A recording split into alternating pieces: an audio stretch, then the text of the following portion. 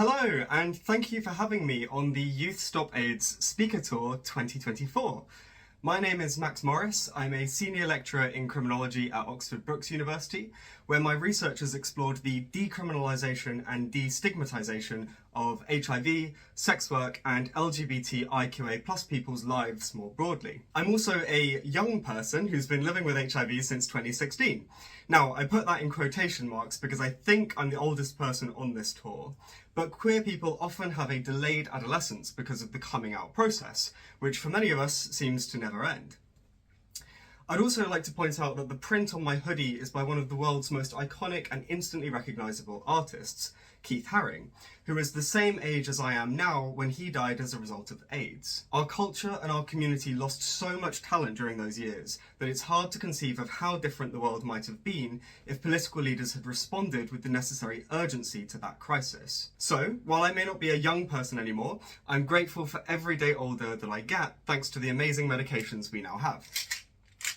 I'm standing on a platform for ecological, economic, gender, racial and social justice, and my HIV activism supports the same principles, because although viruses don't discriminate, certain groups in society are more affected, and that includes gay and bisexual men, trans women and non-binary people, sex workers, Black African people and young people. These groups already experience discrimination in society, and so in my view it's the irrational stigma that's attached to HIV that is the biggest barrier we face and need to overcome. It intersects with campaigns against homophobia, biphobia, transphobia, sex work stigma, racism, ageism and ableism. So I really think that we need to see more HIV positive people in public life, as that's the best way to end stigma. That's why the Youth Stop AIDS Speaker Tour is so important and what it's all about. And so I wanted to say thank you to everybody who's been involved in organising it and taking part in the series, especially Joyce, Aoife,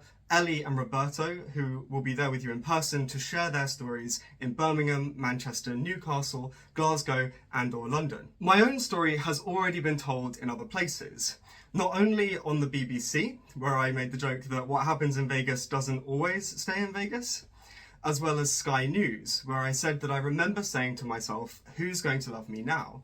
How am I going to be able to have sex with anyone, whether it's a long-term partner or a casual partner, in the way that I used to? Because there's this stigma and this fear, especially in the gay community. In The Guardian, I wrote that Susan Sontag, in her book AIDS and Its Metaphors, argued that there was a perception of HIV as a deadly gay plague, which led to a social death that precedes the physical one.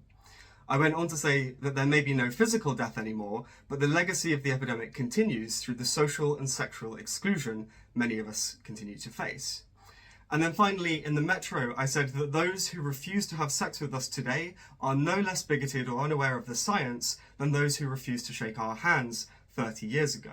Recently, I've also interviewed other people living with HIV as a social researcher, and I look forward to sharing their stories over the coming years. From the hundreds of conversations I've had with positive people, I know that no story is the same, but common themes run throughout our lives. For example, after my diagnosis, I had an emotional breakdown, complete with burnout, panic attacks, and suicidal thoughts.